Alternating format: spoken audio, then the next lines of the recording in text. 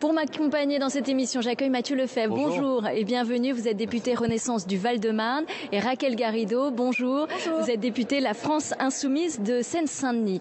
Alors la Première ministre a présenté la semaine dernière sa réforme des retraites. On en connaît désormais le calendrier. Elle sera débattue dans l'hémicycle entre le 6 février et le 17 février pour une adoption définitive 50 jours plus tard, c'est-à-dire le 26 mars. Les grandes lignes, on les connaît. Un départ à la retraite décalé à 64 ans, 43 ans de cotisation, une prise en compte des carrières longues et une retraite minimum à 85% du SMIC. Mais Elsa Mondingava, le diable se cache parfois dans les détails. Oui, vous l'avez dit, Brigitte, il y a les grandes lignes, mais il y a aussi les petites lignes. Et effectivement, sur quelques points, les oppositions notamment demandent certaines explications. Tout d'abord, la Première ministre l'a affirmé, la durée de cotisation ne change pas, elle reste à 43 ans.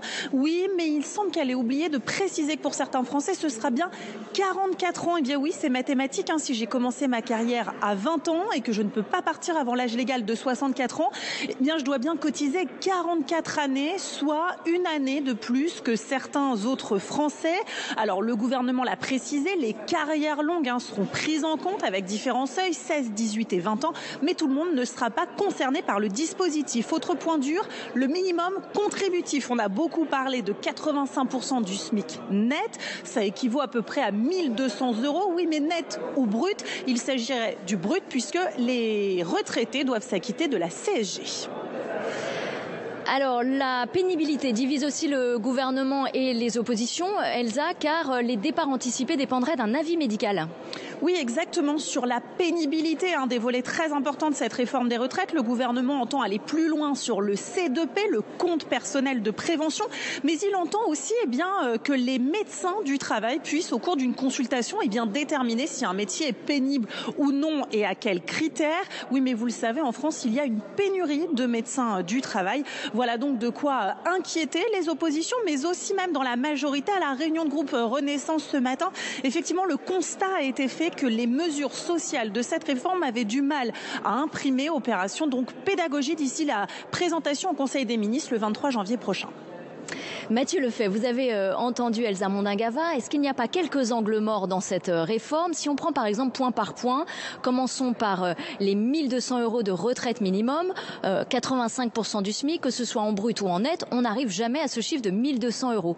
Si vous me permettez, avant de rentrer dans les détails de cette réforme, pour pouvoir en discuter, encore faut-il ne pas la rejeter en bloc et appeler à se lever contre elle, comme le fait la France Insoumise dès le 21 janvier prochain. Pour pouvoir discuter des détails, et je pense que c'est l'objet du débat parlementaire, il faut pouvoir rentrer dans cette discussion et ne pas la rejeter. S'agissant des 1 200 €, on aura ce débat avec le gouvernement, mais quoi qu'il en soit, c'est déjà un progrès de plus de 100 € pour 2 millions de retraités dans notre pays, et singulièrement des femmes qui ont connu des carrières hachées. C'est donc un progrès de justice sociale que permet aussi de financer cette réforme. Peut-être faut-il aller plus loin, peut-être allons-nous aller plus loin, il faut aussi le faire dans le respect des équilibres financiers de cette réforme. C'est vrai que c'est 100 € en plus pour les retraités à venir, mais aussi les retraités actuels. Raquel Garrido, c'est pas une avancée sociale, ça? Absolument pas. D'abord, je voudrais dire que moi, je suis tout à fait partisane d'améliorer notre système des retraites. Je pense que souvent, aujourd'hui, les retraites sont trop basses, donc il faudrait les augmenter, et souvent, on part trop tard, donc il faudrait partir plus tôt. Ainsi, notre objectif programmatique qui est de faire la retraite à 60 ans avec 40 annuités reste pour moi un objectif politique important. Alors maintenant, on est en défensif puisque le président Macron a décidé de finalement s'opposer à un peuple majoritairement, même ultra majoritairement opposé à sa réforme. Je rappelle quand même que selon l'Institut Montaigne, ce sont 93% des actifs, 93% des actifs qui sont opposés à ce projet Macron sur les retraites. Je crois que de ma vie militante, je n'ai jamais vu autant d'unanimité dans le peuple français. Alors tous les sondages ne disent pas tout à fait la même chose. Il y a 64% aussi en côté générale, ou un peu plus 50% en population générale, pour d'autres sondages. En population générale. Mais si vous ôtez les retraités et les petits, c'est-à-dire si vous prenez les gens qui sont vraiment en âge de travailler, nous sommes à 93%. Donc le président Macron parlait lors de ses vœux de l'unité du pays. Je pense qu'il l'a réalisé. Il a réalisé l'unité du pays contre lui. Et donc ce qui est aujourd'hui à l'ordre du jour, c'est d'abord la responsabilité du président de prendre une décision, la seule décision rationnelle qui est de retirer retirer ce projet. Il est encore temps. Vous demandez le retrait, vous pensez qu'on ne peut pas l'améliorer? Vous ne voulez pas jouer le jeu du débat parlementaire? Je viens de vous dire que j'étais pour la retraite à 60 ans avec 40 annuités. Mais vous avez bien compris aussi, vous avez vu comme moi le projet de l'exécutif, c'est absolument pas ça qui est sur la table. C'est-à-dire ils ne veulent absolument pas bouger sur un paramètre très important, c'est le nombre de milliards qu'ils veulent économiser. Et puis 64 ans. Alors ils disent, mais je reviens à votre question parce que vous m'avez posé une question concrète sur les 1200 €. Et j'ai entendu quelque chose qui me paraît faux dans ce qu'a dit mon collègue Mathieu Lefebvre. Les 1200 €, d'abord, je rappelle que c'est déjà dans la loi. La loi Fillon de 2003 prévoit ce minimum contributif, donc il n'y a vraiment pas besoin de faire tout ce raoult là pendant 50 jours de débat pour faire ça, puisque c'est déjà dans la loi. Il suffirait d'un décret. Demain matin, ils peuvent le faire s'ils veulent. Bon. Donc déjà, le fait qu'ils ne le fassent pas est un indicateur d'une certaine mauvaise foi. Deuxièmement, ça ne concerne que les personnes qui ont des retraites complètes. Ainsi, par exemple, quand vous dites, collègues, que les femmes qui ont des carrières hachées seraient concernées par les 1200 €, ben c'est précisément faux. Alors on laisse répondre Mathieu Lefebvre et ne sont pas concernées. Je rappelle, et je termine là-dessus, que 40% des femmes n'ont pas une carrière complète. Donc elles sont par définition exclues de cet accès à minimum. Le projet de Madame Garrido, c'est de travailler moins et d'imposer plus. C'est un projet qui, si on faisait un sondage, recueillerait aussi l'unanimité contre lui. Mais il faut expliquer aux Français le projet de Madame Garrido. Vous proposez, Madame Garrido, la retraite à 60 ans. Ça coûte 85 milliards d'euros par an. 85 milliards d'euros par an, c'est quoi? C'est l'équivalent de l'impôt sur le revenu. Ça veut dire qu'on va demander demain à chaque Français qui paye l'impôt sur le revenu de doubler son impôt sur le revenu pour financer la retraite à 60 ans. Et ben, je peux vous dire que si on faisait un sondage demain pour une personne qui paye 1000 € d'impôt sur le revenu par an, allez-vous accepter d'en payer 2000 € en plus pour revenir à 60 ans? Je ne suis pas certain qu'elle dise oui. Nous pourrions en débattre dans l'hémicycle si vous acceptiez de parler de la retraite à 60 ans. Mais comme vous refusez, puisque vous avez verrouillé un projet que vous voulez nous imposer, y compris avec l'article 47.1 de la Constitution, qui en fait en définitive coupe la parole à l'Assemblée. Il y a un président de la République qui a été élu démocratiquement sur la base d'un projet. Il y a une majorité qui a fait 27,85%. Vous reniez peut-être, Madame Garrido, la légitimité du président de la République. Non, je rappelle son score. Mais ça, c'est un discours que vous tenez vous souvenez du score de votre candidat? Alors on va poursuivre l'un et l'autre. Excusez-moi, l'un et l'autre. Le débat, vous le voyez, est très animé. On va le poursuivre dans un tout petit instant. Mais on va retrouver Thibault Bazin, qui est député Les Républicains de la Meurthe-et-Moselle, qui est à vos côtés, Stéphanie Despierres, parce qu'on sait que le groupe LR est un groupe clé pour faire adopter cette réforme dans l'hémicycle. Thibault Bazin, bonjour. Alors le gouvernement a largement discuté avec les Républicains dans l'espoir de pouvoir faire adopter ici à l'Assemblée sa réforme des retraites. Éric Ciotti, votre nouveau patron, dit qu'il est prêt à voter la réforme. C'est bon, c'est réglé, c'est topé. Vous allez soutenir le gouvernement sur cette réforme des retraites? Attendons d'abord d'avoir le projet. Aujourd'hui, il est quand même un peu prématuré de signer un chèque en blanc. Pour moi, il n'y a pas de chèque en blanc au gouvernement. Le projet sera déposé seulement lundi prochain. C'est quand même notre système de retraite par répartition. Il faut le réformer pour en assurer sa pérennité, assurer le financement, mais aussi qu'il soit plus juste et plus équilibré. Or aujourd'hui, on ne peut pas donner un chèque en blanc au gouvernement. Il y a encore beaucoup d'imprécisions, beaucoup d'écueils à vérifier. Et surtout, il faut que le tout se tienne. Or on voit bien, plus on creuse, plus on approfondit, que d'autres questions surgissent, de manière à ce qu'on ne crée pas d'autres injustices, d'autres inéquités. Et surtout, il reste un désaccord profond avec le gouvernement sur la politique familiale. Si on veut conserver notre système par répartition et qu'il soit pérenne dans le temps, il faut assurer le renouvellement des générations. Alors les chiffres qui viennent de tomber sur la natalité sont catastrophiques.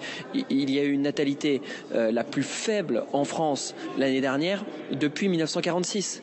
Or si on veut à l'avenir de manière durable garantir notre système, il faut qu'on puisse avoir une politique plus ambitieuse et surtout revenir sur la politique qui est menée depuis 10 ans, qui a amené à rendre plus difficile pour les femmes de concilier vie professionnelle et vie familiale. Il faut qu'on puisse permettre ce renouvellement des générations et là il y a encore beaucoup à travailler.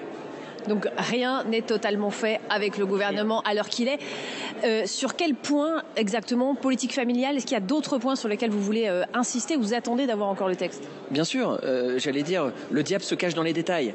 Un PLFSS rectificatif, c'est un texte très long fournit la multitude des situations. Prenez les pensions de réversion, il y a 11 systèmes différents.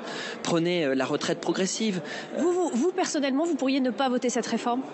À ce jour, je n'ai pas donné mon accord pour signer cette réforme. On souhaite réformer, mais vous savez, on n'a toujours pas de texte. Et puis tout dépendra de ce qui sortira de la commission, de ce qui sortira de la séance. Moi, je ne vais pas signer un chèque en blanc au gouvernement. Notre indépendance, c'est notre force. Et essayons de faire en sorte que cette réforme soit la plus juste possible, la plus équilibrée possible, et surtout que notre système par répartition soit pérenne. Mais en l'état, on ne peut pas signer un chèque en blanc au gouvernement. Merci beaucoup. Mathieu Lefebvre, vous venez d'entendre Thibault Bazin. Le vote de la droite n'est pas acquis. Comment vous allez parvenir à les convaincre ?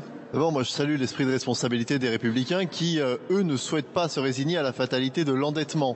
Eux, contrairement au bloc contestataire de gauche, savent qu'il y a une impasse de financement, qu'on est dans un vieillissement démographique, que notre système de retraite, il est aujourd'hui menacé et que si on ne fait rien, on sera contraint soit d'augmenter les impôts, soit de baisser les pensions. Donc je salue l'esprit de responsabilité des Républicains. Mais je préfère un partenaire exigeant comme les Républicains qui peut nous aiguiller sur des améliorations pour le texte. Donc vous êtes prêt à faire adopter des amendements des Républicains ? Je préfère le compromis et une réforme juste et équilibrée, une réforme qui arrivera à être mise en œuvre au service des Français, plutôt que d'avoir une contestation béate. Je préfère vraiment un partenaire exigeant plutôt que des contestataires qui refusent tout en bloc sans même vouloir regarder le détail. Encore une fois, pour pouvoir rentrer dans le détail de cette réforme, et M. Bazin a raison de le dire, c'est un texte difficile, c'est un texte exigeant, c'est une réforme qui exige beaucoup d'appréhension.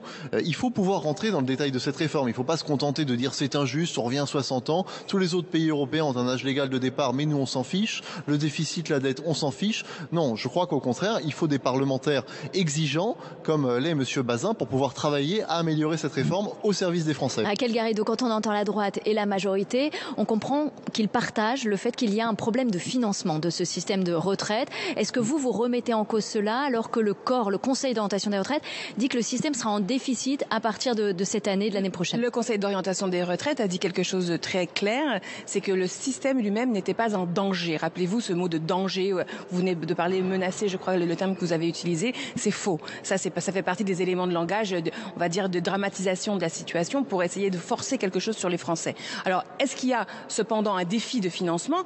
Bien entendu, ça c'est de la logistique législative. Comment on le relève à la France insoumise, ce défi de financement ? De plusieurs façons, mais la première, c'est bien entendu les cotisations. Plus vous avez de salaires payés, plus vous avez de personnes sur le marché du travail qui travaillent effectivement, alors plus vous rentrez des cotisations. Aujourd'hui, les femmes sont payées 22% de moins que les hommes. Donc si les femmes étaient payées autant que les hommes, le surcroît de cotisations, rien que ça, mettrait à l'équilibre, garantirait un équilibre. Vous dites que quoi ? Les cotisations patronales, les entreprises doivent contribuer, justement ? C'est pas seulement les entreprises, c'est toute la force de travail, vu que les salariés cotisent, les entreprises cotisent, c'est comme ça que fonctionne le système. Et effectivement, plus vous augmentez les salaires, plus il y a des gens qui travaillent, plus vous entrez des cotisations. Alors moi, ce que je voudrais surtout indiquer par rapport à cette petite musique là de négociation avec la droite, c'est que, je l'ai dit tout à l'heure, le résultat d'Emmanuel Macron au premier tour sur ce programme, parce que j'aimerais quand même que tout le monde fasse bien attention à distinguer les résultats du premier tour du deuxième tour. Les Français, malheureusement, au second tour, n'ont pas la possibilité de s'exprimer sur tous les programmes. Et en plus, cette fois-ci, nombre d'entre eux ont voté contre Madame Le Pen, on le sait tous, et même Monsieur Macron l'a reconnu. Donc il a dit vous, que Emmanuel Macron n'a pas la légitimité pour réformer les retraites. Il a réalisé 27,8% sur ce programme, et ce ne sont pas les moins de 5% de Madame Pécresse qui font une majorité bien loin de là. Donc aujourd'hui, le gouvernement, c'est factuel, c'est la démocratie. C'est la démocratie. Non, au contraire, je vous rappelle le résultat des élections. Ce qui est dangereux, c'est de nier le résultat des élections et de nier aussi les corps intermédiaires que sont les syndicats. Dans une démocratie, il y a plusieurs pouvoirs et la démocratie sociale, c'est important. Aujourd'hui, tous les syndicats, 100% des syndicats sont unis pour cette grande journée de mobilisation du 19 janvier. Le gouvernement, un gouvernement démocratique, rationnel, entrerait dans une écoute de ce qui se passe du côté syndical. Au lieu de quoi, on nous sort Monsieur Ciotti en guise de partenaire de la discussion, alors qu'en fait tout le monde sait bien que la droite est d'accord avec Monsieur Macron sur les 65 ans. Donc c'est une mascarade de discussion. Il n'y a pas d'ouverture à la négociation avec quelqu'un qui de toute façon est d'accord avec soi-même. L'enjeu aujourd'hui démocratique, c'est de 1, respecter le résultat des urnes, 2, respecter aussi la démocratie sociale. Moi je serais, en tant que députée dans la rue le 19 janvier avec l'ensemble des députés de la NUPES au soutien de ce peuple français qui se défend et qui, je le rappelle, est ultra majoritaire à être opposé au projet Macron qui, encore une fois, je le répète, doit être retiré. Notre démocratie en sortira. On rappelle quand même, puisque vous respectez la démocratie, que Jean-Luc Mélenchon n'était pas au second tour et que donc les Français n'ont pas non plus voté pour une retraite à 60 ans. Bon. Absolument, mais la majorité des Français ont voté pour des candidats qui étaient hostiles à la retraite à 65 ans. Ça, c'est factuel. Alors, on est quand même obligé de le reconnaître. Il y a effectivement beaucoup d'hostilité contre cette réforme des retraites, Mathieu Lefèvre. Tous les syndicats contre vous, même les syndicats réformistes, la CFDT. Vous avez aussi les Français qui sont quand même contre vous aujourd'hui. Est-ce que cette réforme, elle va passer? Est-ce que vous allez devoir renoncer? C'est ce que vous demande en tout cas Raquel Garrido. Nous, on est déterminés à la mener. Parce que contrairement à Madame Garrido, on sait que si on ne fait rien, demain, c'est notre modèle social lui-même qui va être mis en cause. Précisément pourquoi? Mais pour une raison démographique. Parce qu'on a moins de cotisants, moins de personnes actives pour financer les retraites de nos retraités. Et si on ne le fait pas, il y a d'autres alternatives. Ça, moi, je vous en sais bien volonté gré. Mais c'est quoi? C'est soit augmenter les impôts des Français, c'est 450 € de plus d'impôts par an par Français. Il faut leur dire. On peut pas dire d'un côté que les Français sont à l'euro près, et ils sont à l'euro près dans cette période extrêmement difficile, et vouloir leur prendre 450 € de pouvoir d'achat en plus. Il y a une autre alternative qui consiste à baisser les pensions des retraités. Ça ferait 700 € de pension en moins par retraité. Mais là encore, nous nous refusons à cette fatalité. Donc il y aura une contestation jeudi dans la rue et peut-être plus longuement. Moi, je souhaite qu'elle soit la plus pacifique possible. Mais est-ce qu'il n'y a pas un problème de pédagogie du côté de la majorité, puisque vous n'avez pas réussi à convaincre, alors qu'il y a des mesures sociales dans votre projet? Pour autant, il y a encore des flous. Elsa Mondin-Gaval nous le disait tout à l'heure. Il y a des personnes qui vont devoir cotiser pendant 44 ans, alors que vous aviez annoncé 43 annuités. Est-ce que cela, ça peut évoluer avec le débat parlementaire ou pas? En tout cas, nous, on va jouer le jeu du débat parlementaire. On va travailler à enrichir et à améliorer ce texte. Mais moi, j'étais sur le marché de Brie-sur-Marne ce dimanche. Les gens m'ont pas dit cette réforme, elle est profondément injuste. Ils m'ont dit travaillez, bossez, tenez bon pour l'améliorer. Et après, il y a des cas, il y a des gens qui m'ont dit moi, j'ai pris un compte épargne-temps, je vais devoir peut-être travailler 6 mois supplémentaires. Bon, ben, en effet, peut-être que là, on pourra travailler à améliorer cette réforme pour que sa mise en œuvre soit effectivement beaucoup plus progressive qu'elle ne l'est à l'heure actuelle. Mais encore une fois, il faut bien redire aux Français que si nous ne faisons pas cette réforme, et tous les autres pays européens l'ont fait, c'est notre modèle social lui-même qui va être mis en danger. Et qui pourra s'en sortir, Madame Garrido? Ce sont précisément les gens qui auront pu mettre de côté, qui auront pu avoir un capital, qui auront pu se constituer un capital. La réforme que nous faisons, nous, c'est une réforme pour les gens qui n'ont que leur travail, qui n'ont eu que leur travail de toute leur vie et qui doivent pouvoir compter sur lui à la retraite. Une réforme pour les plus modestes, vous entendez, Raquel Garrido? Alors, on sait déjà que ceux qui ont commencé à travailler tôt, à 16 ans, à 18 ans, partiront plus tôt. Est-ce que vous les voyez, ces avancées? Alors justement, précisément, alors ça c'est une énorme fake news et ça me choque de devoir même répondre à cette question, Brigitte Boucher. Pourquoi? Parce que vous l'avez dit vous-même, la réforme, c'est 43 annuités de cotisation. Et on nous dit, grand seigneur, que les personnes qui ont commencé à travailler à 18 ans, elles, pourront partir à 62 ans.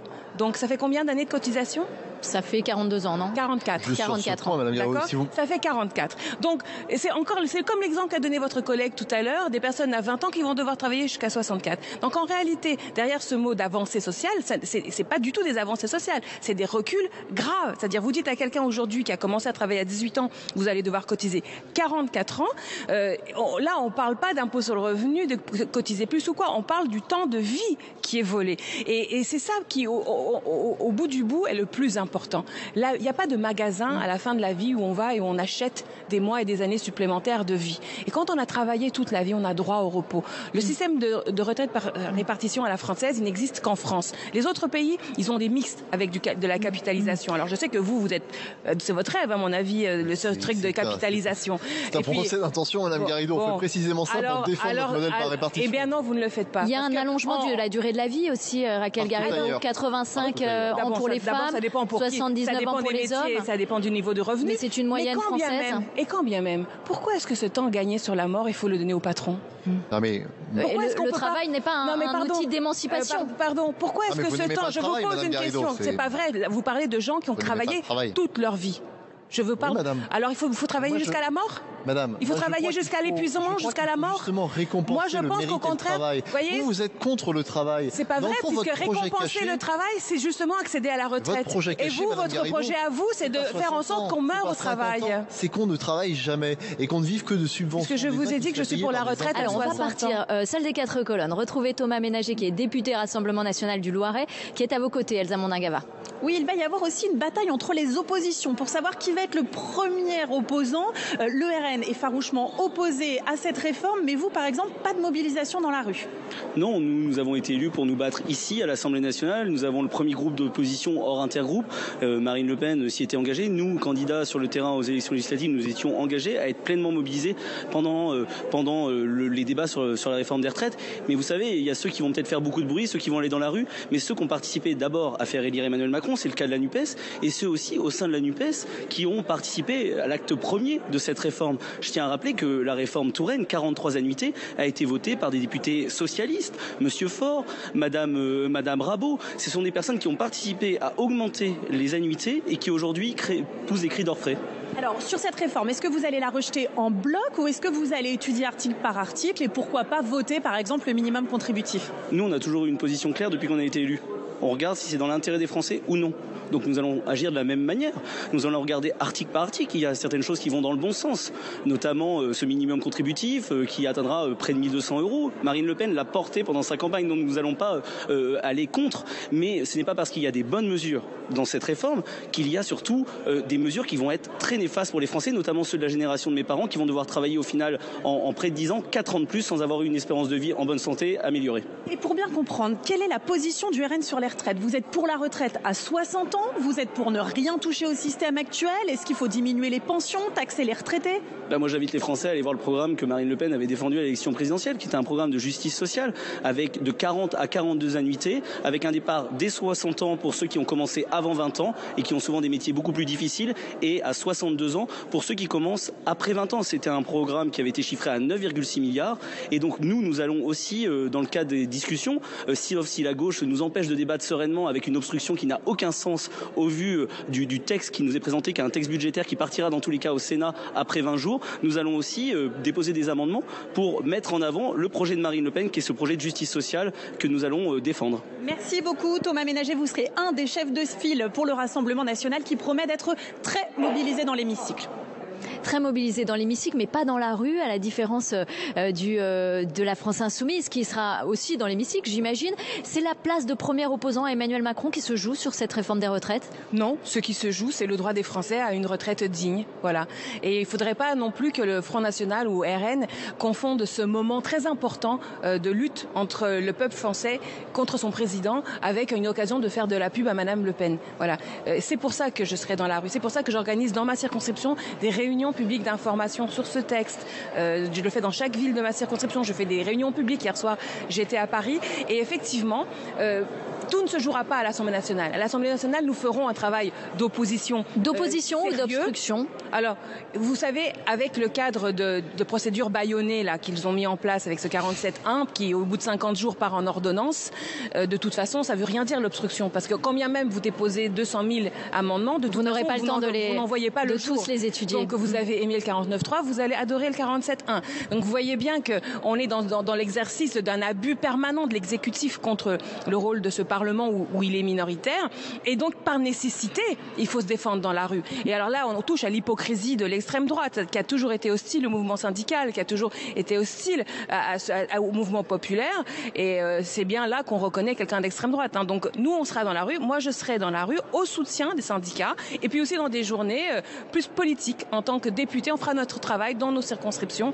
Et aussi en tant que NUPES, de façon unie. L'unité du peuple français. C'est 93% des actifs. Il faut qu'ils soient unis, il faut qu'ils soient solides, il faut que les gens aient un sursaut d'orgueil. Mais il faut aussi qu'ils aient un débat au Parlement. Mathieu Lefebvre, est-ce que vous pouvez promettre un large débat parlementaire alors qu'on a une procédure qui est accélérée avec ce projet de loi de finances rectificative de la sécurité sociale? 50 jours du coup pour faire adopter le texte. On a 50 jours pour étudier, amender, enrichir, examiner ce texte. Mais nous, on n'est pas comme Madame Garrido, on ne va pas essayer d'aller chercher dans la rue des élections qu'on aurait perdues dans les urnes. Moi, je souhaite que ce débat, il ne soit pas un débat d'obstruction, qu'on puisse débattre du fond de chaque article. Et quand je vous entends, Madame Garrido, je suis un petit peu inquiet. Je me dis, est-ce qu'on va pouvoir aller au fond des arguments, au fond des éléments? Quant au Rassemblement national, Rassemblement national est dans le même camp que la France insoumise. Ils sont dans le camp de la régression sociale. Ils veulent quoi? Ils veulent le statu quo. Ils veulent la retraite à 60 ans. Mais bon, même si Madame Le Pen, à un moment donné, avait dit 60 ans, ah bah finalement, c'est peut-être pas très crédible, je vais revenir dessus.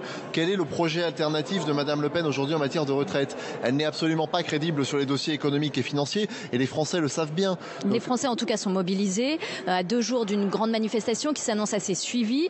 Est-ce que vous avez prévu, est-ce que vous prévoyez des réquisitions pour éventuellement faire tourner les services publics?